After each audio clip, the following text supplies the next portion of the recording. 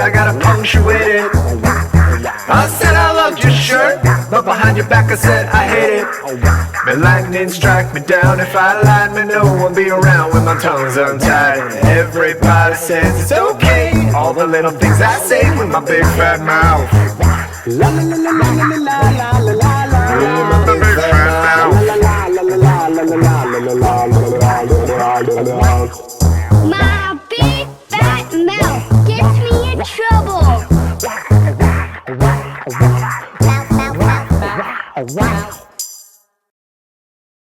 How's everybody doing this morning? Hey, we go. We're alive. We're well because you know what? Jesus is moving in our lives. I fully believe it. We are unashamed to celebrate what God is doing. So if you got your Bibles with you today, go ahead and open up to the book of Philippians is where we're going to be for the majority of this morning. And I want to take a couple of minutes and just read God's book and draw some principles from it that I think we can apply to our life. So we're kicking off a 4-week series today, and it is called My Big Fat Mouth. And I have a feeling there's some of you that may have brought your big fat mouth with you today. And the truth is that we all have things in our life that kind of sneak out of our mouth and we sometimes wish we could grab back. And scriptures are pretty clear that there is life and death that can come from the tongue. The things that we say have an impact on what goes on around us. So we can speak life into situations. We can speak death into situations. So the people around us in our family, maybe in our neighborhood, maybe here at the church or in Richmond overall, we have the chance to speak life into things. But sometimes, if you're anything like me, you can find yourself, I don't know, complaining a little about things, or maybe a little bit of gossip slips in there, or a lie once or twice. Not that any of you would lie. I know that. I'm talking to myself right now because you all are perfect, right? Yeah, we got one no. That may have been a lie. I don't know what that means. But what I want to do is I want to look at the scriptures and draw some principles out of it, specifically from a man named Paul, about how we can shift the things that we speak about. Yesterday, I didn't sign up. My wife signed me up for a 5K bubble run. And basically what it was is you run and they have bubbles to inspire you to run better. I still didn't run better. I barely made it through it. Praise to God that I did that. But we went through the bubble run. My kids got covered in bubbles. It terrified them. They cried. It was awesome. But afterwards, we do what most families would do. After trying to be healthy, we go to a really, really fattening restaurant. And so we loaded up the whole crew. I think there was like 12 of us all together. We went to the restaurant and we got seated. We found a seat. There were other people covered in bubbles that were there also. And we got to the restaurant and we ordered our food. I got a steak breakfast. I don't normally splurge, but I felt like I deserved it for the next 3 weeks after running 5 kilometers. And, amen right there. And so I ordered my food and there was 12 of us. So there was like 6 on one side of the table and 6 on the other. And my side got their food first. And the other side didn't get their food. I don't know what happened. I don't want to know necessarily what happened. I just know the food wasn't there. And so I was stuck in that awkward moment where you're at a restaurant and you have your food, but the other person doesn't. And like you want to be generous and kind. And you're like, hey, do you want some of my food? You don't really want to give them your food, but you feel like you need to ask. Or you sit politely while your eggs get cold. First world problems, they're real. And I'm kind of sitting there and I start to nibble a little bit. And I'm getting a little bit frustrated right now. And I begin to say things, knowing that I'm about to talk about my big fat mouth. I begin to look at my wife and say, man, where's our food at? How come this team doesn't have their act together? I can't believe they can't cook 12 meals all at the same time. They got this big kit, and it's just coming out over and over and over again. And then her bacon comes, and her bacon is burnt. And I mean, this is a tragedy in my little comfortable world. I begin to talk negatively about the bacon quality that happens at the restaurant. I mean, it is just item after item after item. And as I'm doing all of these things, it just dawns on me that, oh my goodness, Michael, tomorrow you're going to preach about complaining and you're doing the very thing you shouldn't be doing according to the sermon. I hate when I preach at myself the day before. It happens all the time. And I'm sure none of you have that problem. On the way to church, there was no one that was late and arguing with their spouse and complaining about how this person didn't get their act together right, or this person. That never happens on the way to church, I know.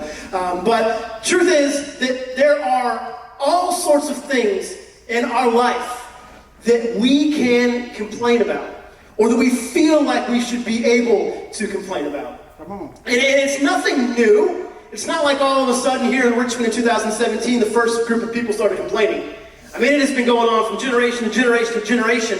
And I want to look, before we get to the book of Philippians, I want to give an Old Testament example of a group of people that were awesome at complaining. So it's going to be in the book of Exodus is where I'm going to start off. I'm just going to read this one and we'll dive more into the book of Philippians in a moment. But we're going to look at Exodus chapter 14. Now let me set the stage for a moment. God's people were in slavery. And we're not talking like cushy slavery, we're talking like slavery. I mean, they are building buildings without modern technology and sweat and tears and not much food. And I mean, just day after day in this bondage. And finally, God shows up in this awesome way and they get freedom. And they're now in this freedom, and listen to what they say. Exodus chapter 14, starting in verse 11. So they said to Moses was their fearless leader, said to Moses, "Is it because there are no graves in Egypt that you have taken us away to die in the wilderness? What have you done to us in bringing us out of Egypt?" Verse 12. "Is not this what we said to you in Egypt? Leave us alone that we may serve the Egyptians, for it would have been better for us to serve the Egyptians than to die here in the wilderness." And it is this narrative of complain. So I'll give you part of the backstory. They weren't just serving the Egyptians, they were in slavery to the Egyptians. So they get out of slavery and they're out on their own now. But here's some perks. Imagine that you wake up tomorrow morning and there is a beautiful loaf of bread that just appears on your front porch. I mean, the best, heaven sent, better than the donuts we have out there, a piece of bread that's, I mean, you'd be a little bit shocked. You probably think it's a little sketchy, but then God says, "Hey, I delivered it to you." So you eat it. You love it. And then the next morning, bread again. And the next morning, bread again. And the next morning, and the next morning, and the next morning, and the next morning. Catching the theme right now. Day after day after day after day. Manna from heaven falls at their feet. Their clothes never wear out. They are underneath God's protection in a way like no one had ever seen in the history of the globe. I mean, look at this next passage right here. Let's go forward 2 chapters. Exodus chapter 16. "And Moses said, when the Lord gives you in the evening meat to eat, and in the morning bread to the full, because the Lord has heard your grumblings, that you grumble against him." What are we? Your grumbling is not against us, but against the Lord. I want to focus on that first part for a moment. God is providing all of their needs, every single one of them. Amen. But in the midst of the blessing, it is so easy to get caught up in all of the things you wish it would. Why can't I just go back to slavery? That's crazy. That is absolutely crazy right there. And they begin this pattern of complain. But they point out something right here. That when you complain, it is not so much against your circumstance, but rather it's against the God who's put you in that moment. Because complaining is not so much an issue of the circumstances around you, it's actually a heart thing on the inside. I'm going to pick on the ladies for a second because I'm not one and I'll get in trouble by one a little bit later. But I love talking to the single female who complains. That sounded really bad. I love you. I'm committed to you. My wife's right here. She's not looking at me. I'm still in trouble. I love talking to the single female caveat who says, "I wish God would give me a husband. God, give me somebody. I am, doing your will. I'm trying to be the best Christian lady I can be. God, when are you going to send this in? She got a husband and she's living like sin. When's my husband coming?" And then, fast forward, marriage, altar. "God, I can't believe you gave me a husband like this. When is he going to get his act together? He smells funny. He dresses funny. When is he going to take out the trash?" You see, it's not a matter of circumstance. It's something deeper inside. And if we look at the complaining in our life, a lot of times it's not because the circumstance is wrong. It's because our perspective is wrong. So if you're taking notes, jot this down. If you can change your circumstances, do it. There are a lot of circumstances that we have the power to change. You don't have a job? go get one, or at least go apply for one. If you think you're too heavy, go to the gym, eat a little bit better. You think you're tired all the time? Go to sleep earlier, stop binge watching Netflix and expecting the coffee to fix your problems. You know, take some steps forward to get control of your life. Come on. And there's a lot of circumstances that you can shift, but there are some that you don't have the power to shift. Just talk to the hundreds, if not thousands, of college students that graduated and can't find a job right now. I'm not saying they didn't apply, I'm not saying they didn't, but there are some things that are outside of our circumstances. But if you can't change your circumstance, some of them you can't, change your perspective. Yeah. And watch God move in a powerful way.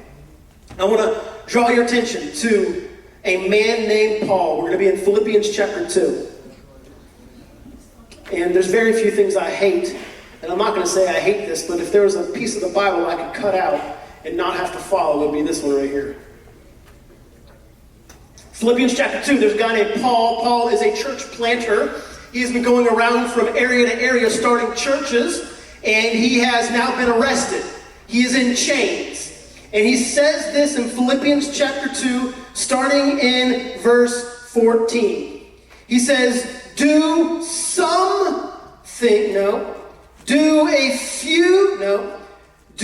all things without grumbling or disputing, or other translations say complaining. If I could just take that and cut it out, I would love to, because it's hard.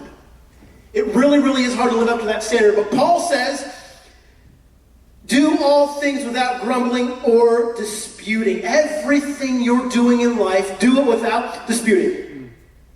That you may be blameless and innocent, children of God, without blemish, in the midst of a crooked and twisted generation, among whom you shine as lights in the world.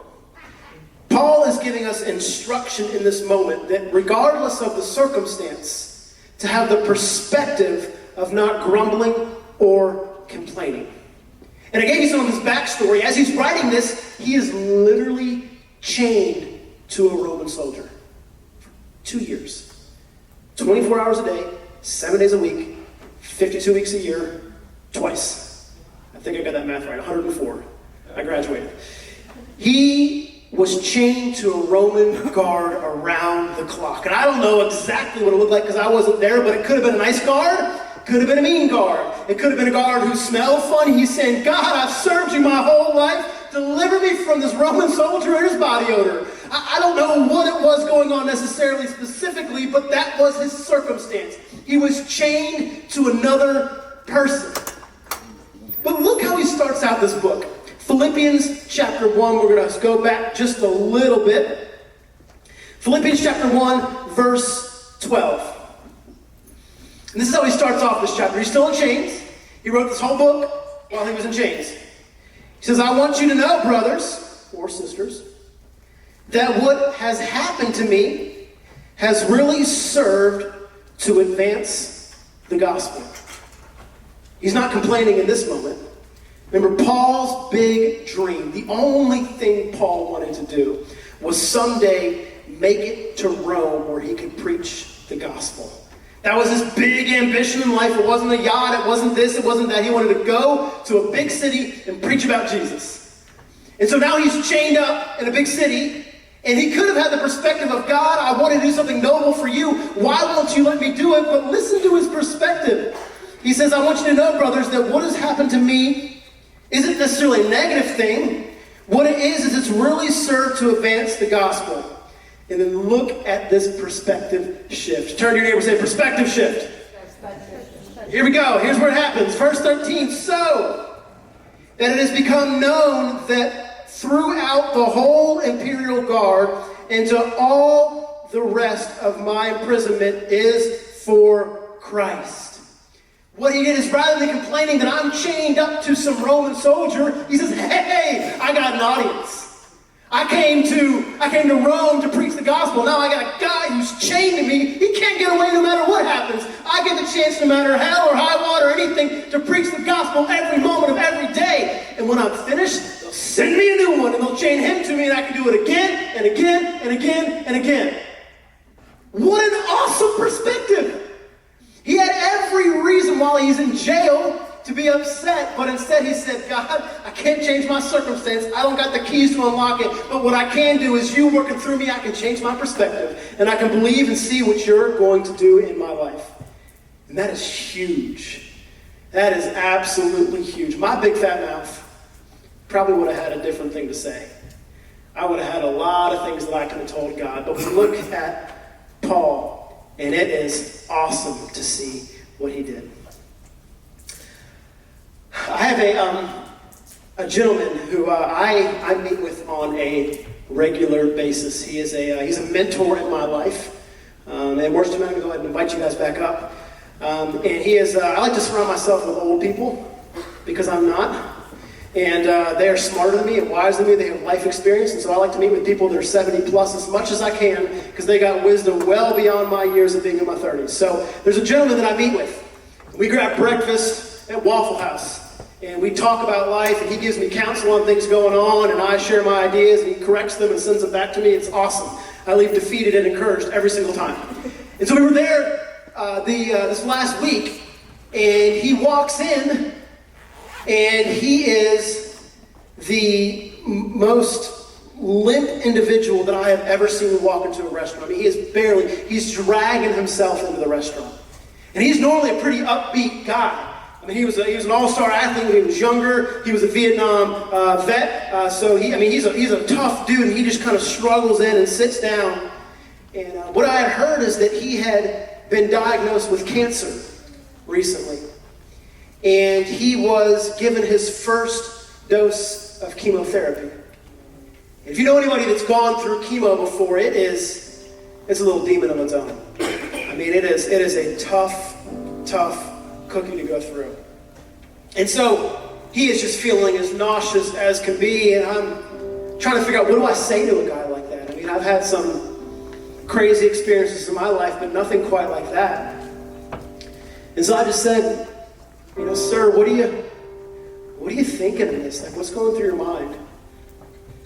And he brings his head up, and he looks at me, and he begins to tear up.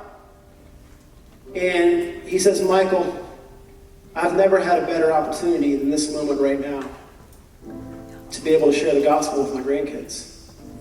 Because my time is coming near here on this earth, and I have the perfect illustration to share the gospel. He said, I've never had an opportunity to love my wife like I do right now, knowing that my time is short. And it just shook me. I had about 300 things to do that day, and I was already in my mind complaining about all the things that were happening. And just hearing his perspective on that moment, that even in the midst of a diagnosis of potentially terminal cancer, he sees the amazing opportunity for God to work in and to work through that. And I want to be somebody that when I have the chance to open my lips and I have the opportunity to speak, that I'm not speaking death into things. As crispy as that bacon was, I had the opportunity to speak life into a waitress, and I missed it. And there's other times in my life where I had opportunity to speak life, and God, work in me. If there's anything unclean, God, get it out, and let me be somebody who speaks life into situations. Don't let my big fat mouth get in the way of what you're going to do. So this morning, I would encourage you, I would challenge you that as you're going through your week and you get things to complain about, I promise your first thing will be as soon as you exit these doors. I'm sure somebody here will cut you off because we got people like that here. Maybe it's me. And you're going to want to say something or give them some sort of special signal with a certain finger. I don't know what it is, but you have plenty of chances to complain. But rather than doing that, speak life into those moments. And so I just want to ask you to bow your heads for a moment. And if you're here this morning, if you would say, Michael, I need to speak a little bit more life. I need to take the opportunities I have to throw words of encouragement. I need to maybe shift my perspective a little bit, a little less complaining. We're going to pray in a moment. And if that's you, I just want you to raise your hand so I know who I'm praying for. Who could use a little bit more of Jesus' help? Hands up all around. God, I thank you for what you're doing in this place. God, I thank you that you are the God who grows us. You are the God who changes us to become more and more like your Son. So God, I pray this morning that we would be a group of people that speak life. God, we would be a group of people that use the gift of the tongue to be able to speak positive things into those that are around us. God, even when things aren't that great, we know that you are. And so, God, I pray that that greatness that you are would shine in and through us. And it's in Jesus' name I pray. Amen.